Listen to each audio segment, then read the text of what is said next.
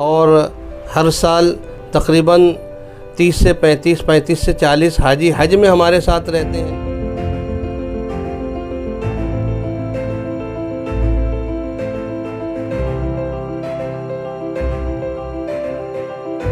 देखिए, अलमानुस टूर का जो अनुभव मुझे मिला बहुत ही उत्तम मिला, बहुत अच्छा मिला। हम लोगों को तकरीबन 25 साल 23 साल तो काम करते हुए हो गए और 27-28 साल हम लोगों को खिदमत करते हो गए। इसमें अल्हम्दुलिल्लाह आज तक कभी ऐसा नहीं हुआ है कि एक आदमी भी तारीख़ भी बदली गई हो।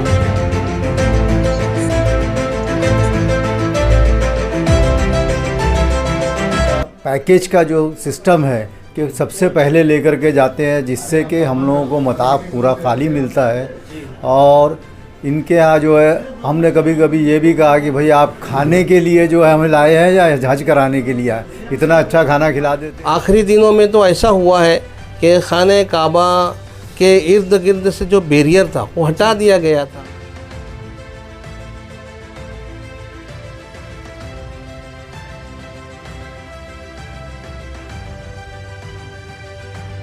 बहुत ही बेहतरीन इंतज़ाम करते हैं लोग, किसी भी तरीके की कोई परेशानी नहीं होती है। त्योहारों के अवसर पर के मार्ट लेकर आया है आकर्षक उपहारों की बौछार। के मार्ट का दावा, अगर हमसे सस्ता कोई दे तो बताइए। तो आज ही विजिट करें वेंकटेश टाइपिंग के सामने, जुनियोली कामती। आदाब दोस्तों, एक बार फिर स्वागत है आपका एनजेपी न्यूज़ में। हमारे साथ एक बहुत ही ख़ास मेहमान, आपने सुना होगा अलमानुस ग्रुप। जी हाँ, अलमानुस ग्रुप के हाफिज़ मोहम्मद सलमान साहब हमारे साथ मौजूद है, जो गोंदिया और मालेगांव ही नहीं बल्कि पूरे भारत देश से जो है इनका ग्रुप हज और उम्रा ज़ियारत के लिए, टूर के लिए जो है काम करता है। हाफिज़ साहब, बहुत बहुत स्वागत है आपका एनजेपी न्यूज़ में। जी, अस्सलाम वालेकुम रहमतुल्लाहि व बरकातुहू। हाफिज़ साहब, क्या कहना चाहेंगे, कब से आप लोगों का ग्रुप जो है हज और उम्रा ज़ियारत के लिए काम कर रहा है? कब से आप लोगों ने स्टार्ट किया और आज 2022 चल रहा है, थोड़ा उसके बारे में बताइए हमें। हम टूर का काम अल्हम्दुलिल्लाह सन 2000 से हमारा हज का काम शुरू हुआ है। उससे पहले 1995 से हम लोगों का हाजियों की खिदमत करते हैं हम लोग। अच्छा। और 2000 से मुस्तकिल हमारा हज और उम्रा टूर चालू है, जो आज तक अल्हम्दुलिल्लाह बहुत ही अच्छे अंदाज में हम लोग हाजियों की खिदमत को सामने रख कर के करते हैं और हर चीज़ का लिहाज रखते हैं, ख्याल रखते हैं कि हाजियों को किसी तरह की कोई तकलीफ़ ना हो।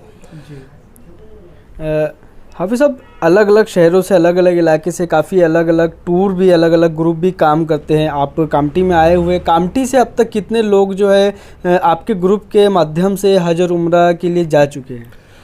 कामटी से तकरीबन 10 साल से हमारे साथ लोग जुड़े हुए हैं अल्हम्दुलिल्लाह। और तादाद तो बहुत ज़्यादा है, सैकड़ों की तादाद में अल्हम्दुलिल्लाह हम लोगों के साथ में हज और उम्रा किए हुए हैं।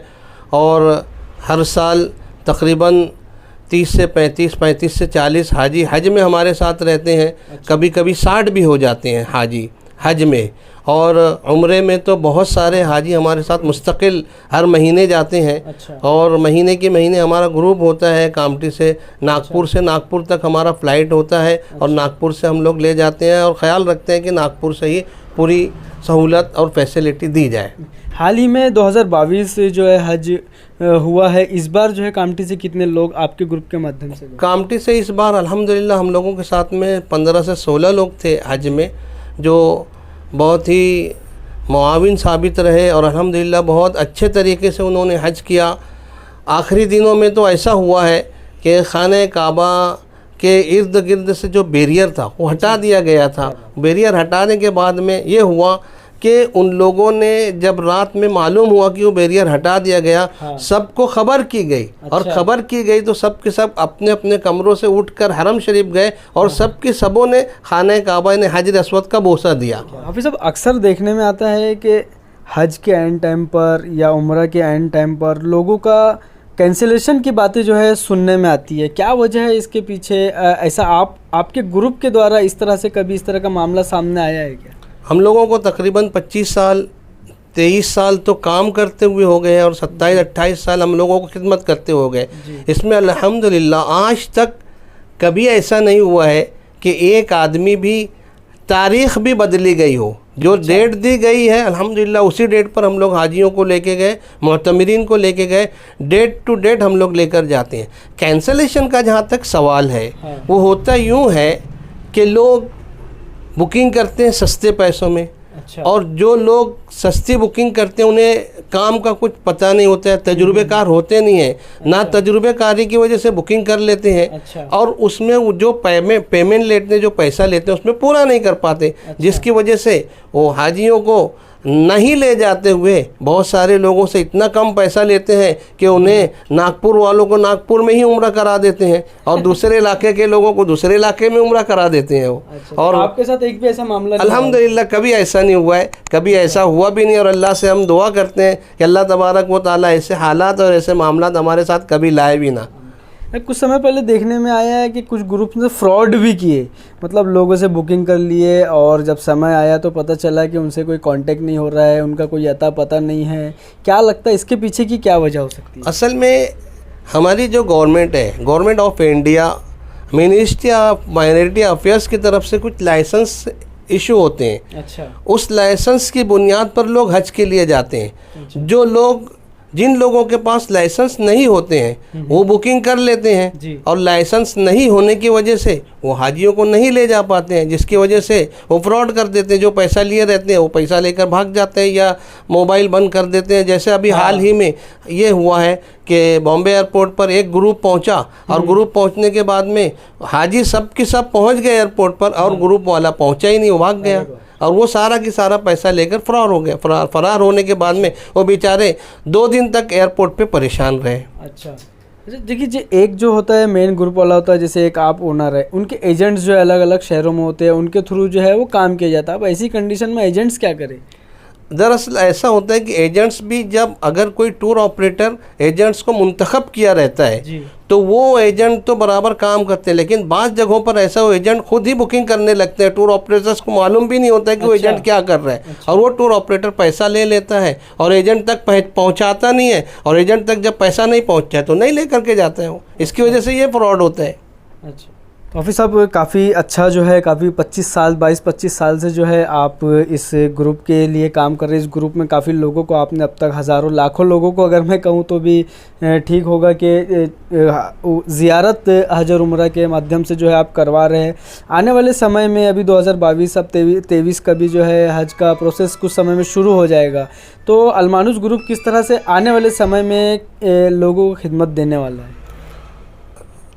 आने वाले जो दिन हैं उसमें तो हमें बहुत ही उम्मीद है अल्लाह तबारक व तआला की ज़ात से कि इंशाअल्लाह तबारक व तआला बहुत ही अच्छा हम इंतज़ाम करेंगे और कोशिश करेंगे कि हाजियों को अच्छी से अच्छी सहूलत दी जाए और अच्छी से अच्छी फैसिलिटी दी जाए, क्योंकि आजकल के हालात के एतबार से ऐसा होता है कि सस्ते में लोग भी असल में सस्ता पैकेज देकर सस्ते लोगों में जाते हैं, जिसकी वजह से वो परेशान होते हैं। मैं उन्हें भी ये मैसेज देना चाहूँगा कि भाई आप पहले अच्छी तरह तहकीक करें, जिसको आप पेमेंट दे रहे हैं तो क्या वो पेमेंट आपसे कैश ले रहा है या बैंक के थ्रू ले रहा है। अगर वो कैश पैसा ले रहा है पूरा की पूरा, तो आप किसी भी तरीके से सेफ़ नहीं हैं, क्योंकि आप उस शख्स को जानते नहीं हैं। जो शख्स आपसे पैसा ले रहा है वो कहाँ का है, किधर का है। जैसे कि इससे पहले नागपुर वालों कामटी वालों के साथ हुआ ऐसा कि भोपाल के कुछ लोग यहाँ पे आए, बुकिंग किए और पैसा लेकर के पूरा की पूरा पैसा लेकर के चले गए। तो हम ये नहीं चाहते हैं कि यहाँ के लोगों का कोई पैसा डूबे और पैसा ख़राब हो। यहाँ के जो ज़िम्मेदार साथी हैं जो हमारे साथ में जुड़े हुए हैं, जैसे हाजी फैयाज साहब हैं, मौलाना मुमताज़ कासमी साहब हैं, शोएब भाई एसी वाले हैं, ये सब हमारे साथ जुड़े हुए हैं।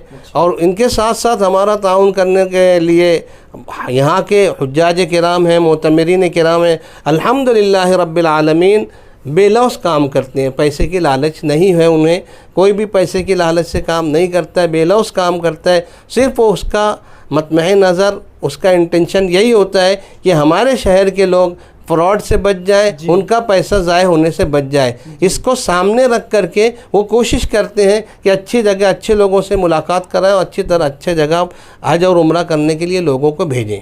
जी, पैसों की बात की, कहीं ना कहीं ये भी चर्चा है कि इस बार से जो है हज और उम्रा का जो पैसा है वो तकरीबन डबल कर दिया गया है।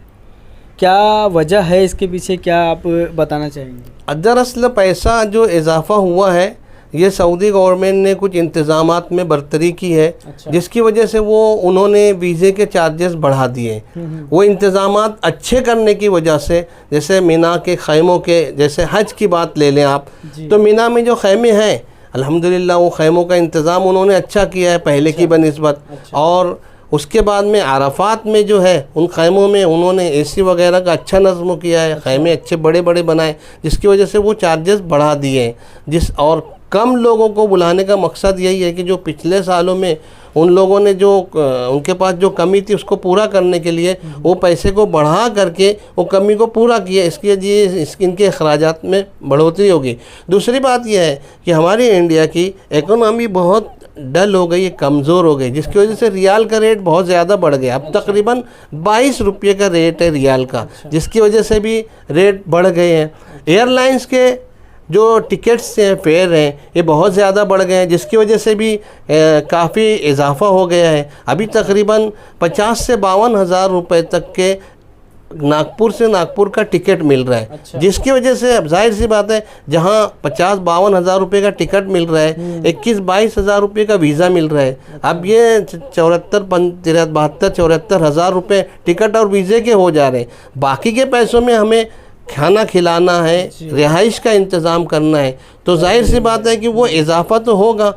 और रियाल के रेट में बढ़ोतरी होने की वजह से डबल इजाफा, एक तो रियाल बढ़ गया, दूसरे टिकट का रेट बढ़ गया, तीसरे वहाँ जो है सऊदी अरब में 15% वैट टैक्स लग गया है, जिसकी वजह से हर चीज़ पर टैक्स लगने की वजह से वो इजाफा और ज़्यादा हो गया। एक तो रियाल पर इजाफा, दूसरे वैट जो टैक्स है उस पर इजाफा, जिसकी वजह से ये इजाफा जो पेमेंट जो बढ़ गया है, इसमें बढ़ोतरी हो गई है हज और उम्रे के अखराजात में। जी, कहीं ना कहीं ये भी चर्चा है कि कोरोना काल जो बीता है पिछला 2 साल से जो हज नहीं बुलाई वहाँ की गवर्नमेंट ने, तो कोरोना काल का कहीं ना कहीं ये असर है क्या, या फिर आने वाले समय में कुछ अखराजात में और जो प्राइसिंग है उसको लेके कमी हो सकती है?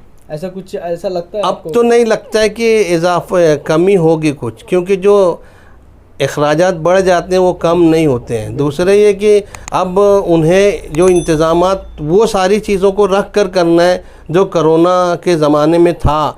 अब वो सारी चीज़ें उनको सामने रखना है, हर चीज़ का इंतज़ाम, दवाखानों का इंतज़ाम, मेडिकल का इंतज़ाम, वो सारी चीज़ें उसको सामने रख कर करना है। इसलिए अब पैसे में कमी नहीं होगी। अच्छा। और इस साल का ऐसा लगता है कि इस साल इजाफा भी नहीं होगा इंशाअल्लाह। जो 2022 में था वही 2023 में ऐसा लगता है कि इंशाअल्लाह कोई इजाफा नहीं होगा। तो ये थे अलमानुस ग्रुप के डायरेक्टर हाफिज़ मोहम्मद सलमान साहब। काफ़ी जो है हज को लेकर चर्चा की हमने इनसे।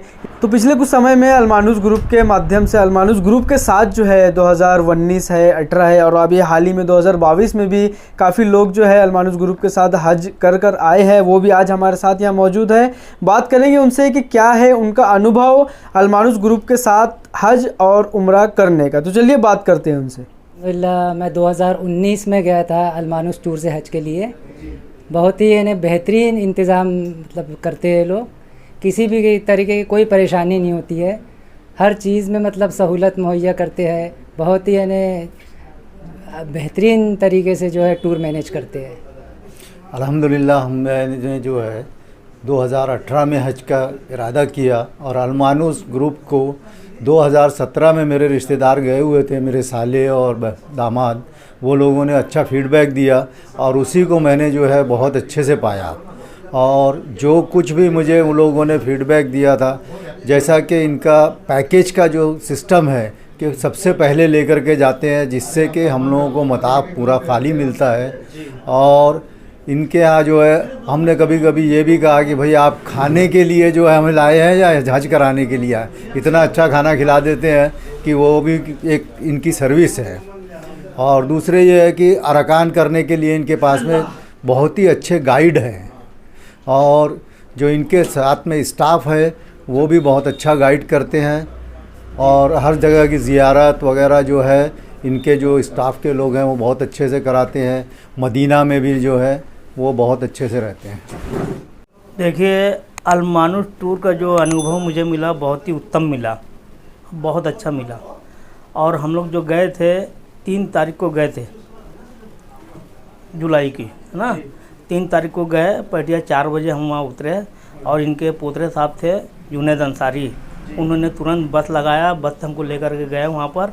और उसके बाद में 4 तारीख निकल चुकी थी सुबह की, 4, 5, 6, 7 हम लोग ने उम्रा की है। उसके बाद में तुरंत हज की तैयारी चालू हुई और 13 तारीख तक की कार्रवाई चली। उसके बाद में एकदम मैदान पूरा साफ हो गया। किसी तरह की और कोई तकलीफ हुई? नहीं, कोई तकलीफ नहीं हुई अल्हम्दुलिल्लाह। इस बार जो थे हाजी साहबान बहुत ही कम लोग थे। टोटल उन्होंने 10 लाख लोगों को बुलाया था वर्ल्ड लेवल से, और 8.5 लाख अपने इधर से थे और बाकी 1.5 लाख जो थे वहाँ से थे, सऊदीया से। तो अल्हम्दुलिल्लाह जगह बहुत हम लोग को साफ मिली। और प्लस 13 तारीख के बाद में जो हमारे से पहले गए थे उनका इधर निकलना चालू हो गया था, और अल्हम्दुलिल्लाह 13 तारीख के बाद में हमको एकदम फ्री मिला।